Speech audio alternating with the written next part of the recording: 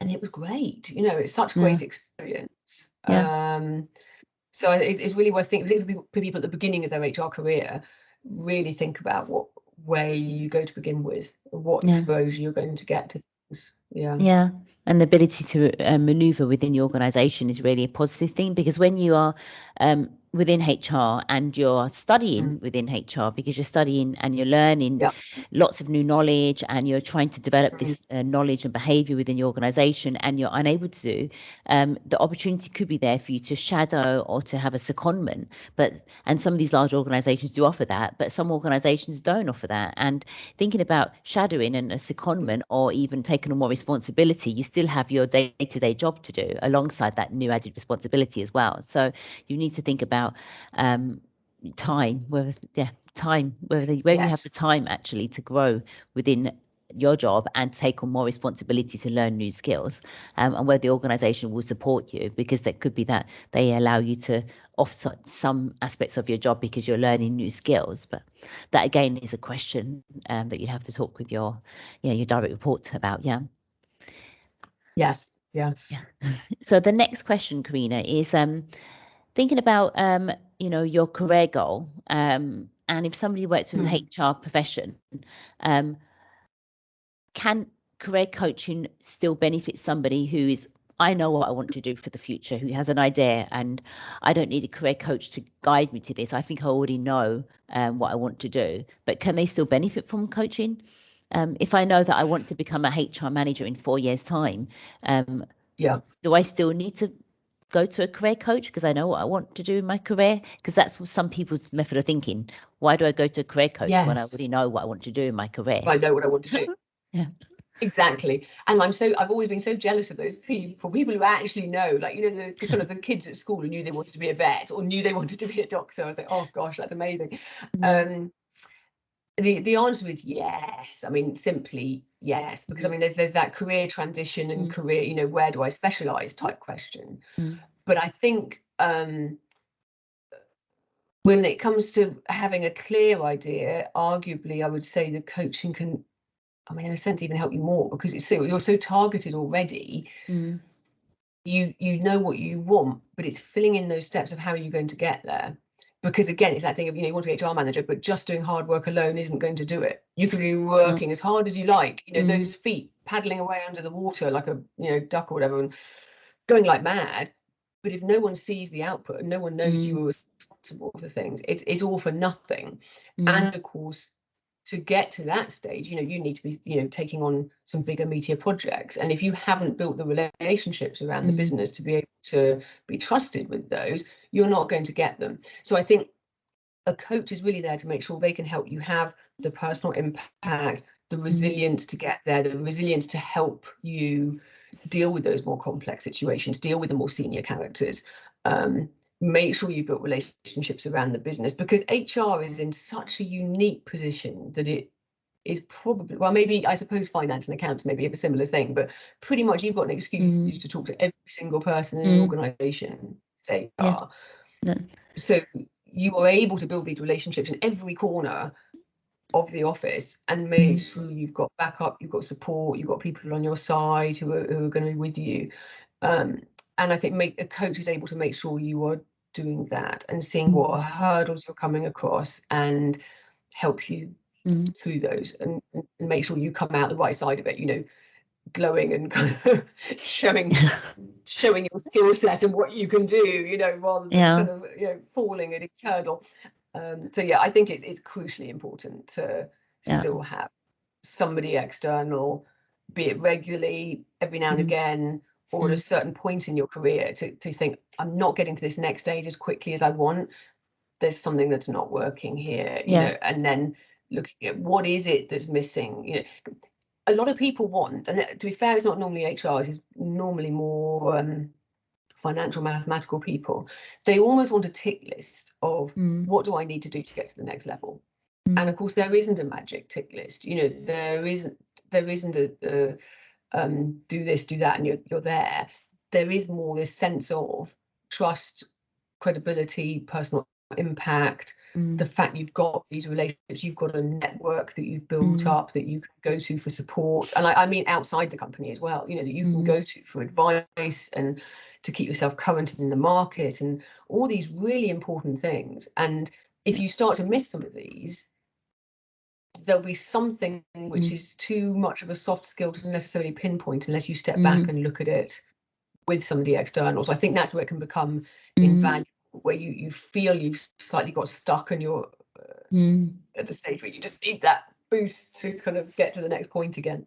Yeah, and I think I think a lot of HR practitioners would resonate with that, because you're in your career and you've been stagnant for 3 years and you're thinking, well, what do I need to get to the next step? And it may not be so obvious to you. It may not be so obvious to you. You may be looking around and wondering why you're not getting that additional promotion.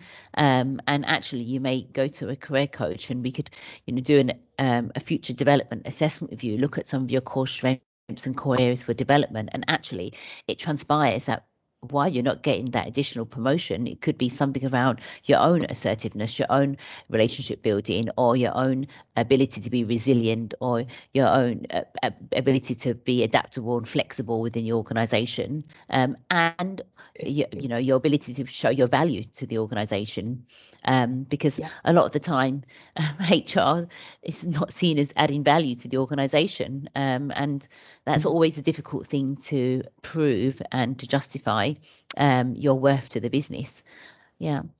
Yes. And I think from that perspective, it's very valuable.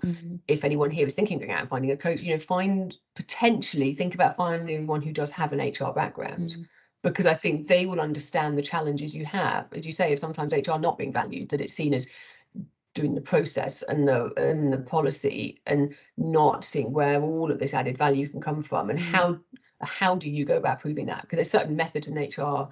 Data is one side of it, but how do you show that actually there's a difference? It's not just about lower turnover. There's all sorts of things that you can do to prove that you're adding value.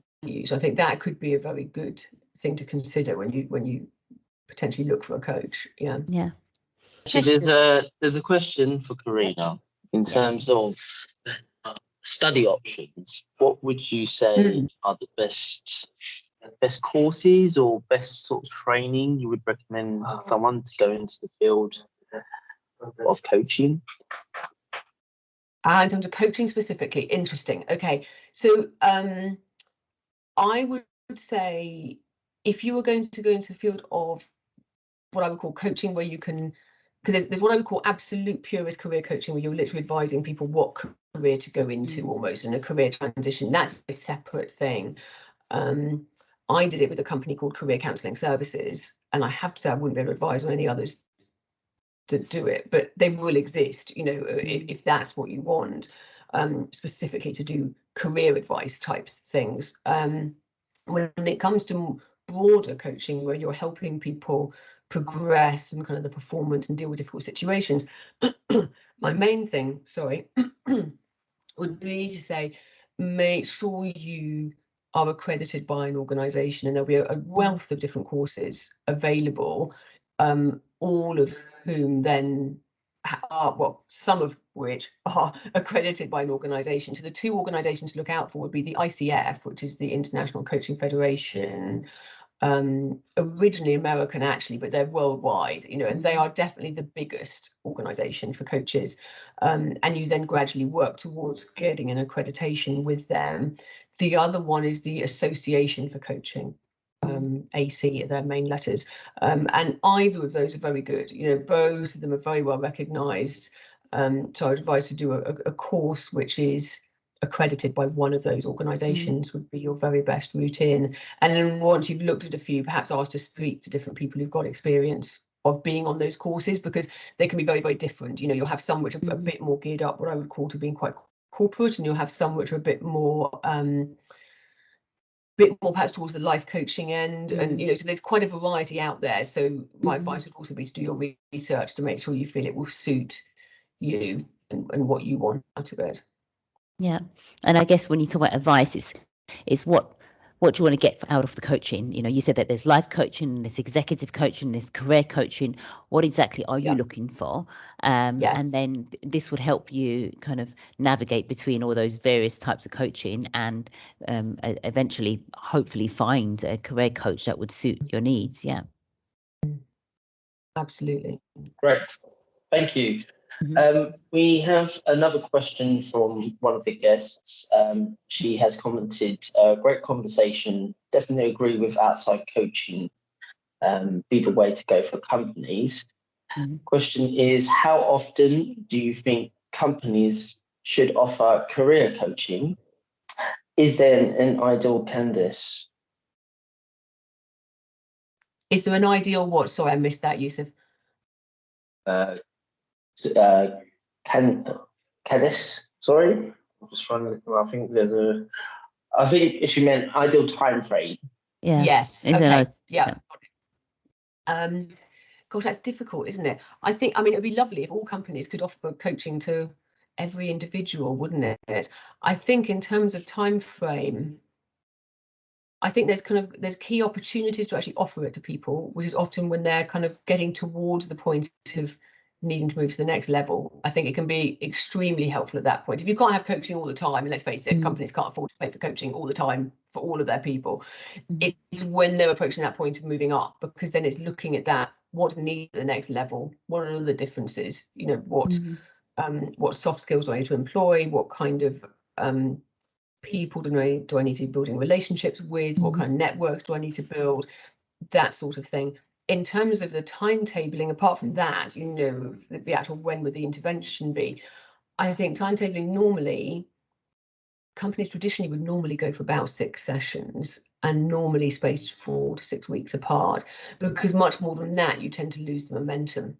So it gives time in between sessions for people to reflect, try out new techniques, see how successful they are, see if they can make shifts in relationships and their confidence levels and that kind of thing, and come back again with more examples and perhaps change goals.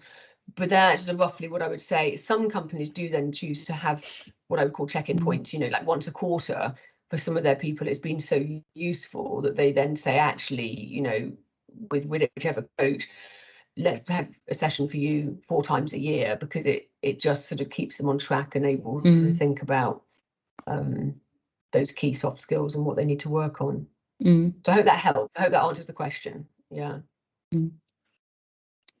So one of the things that I wanted to raise was coaching being almost essential for HR professionals, because when you have that additional person who's outside the organisation to sound bounce off, to speak to them about ideas or difficulties you're having within the organisation, how you could possibly approach certain situations, I do feel that that person outside who's not part of the organisation will have a different perspective from you, who's in the thick of it all.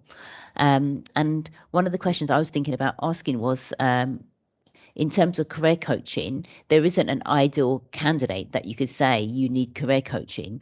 It's often somebody internally could feel it themselves. So it's not the organisation approaching the individual and saying, I think you need to do some career coaching. This could come internally. This could be an internal feeling that you feel yourself, that there's certain areas that you would like to develop or grow within, or you feel that you're, like you said, you're not moving to the next position. Why? And it could, you know, resonate with you that actually career coaching could be something that would help me develop these softer skills and help me move to the next level.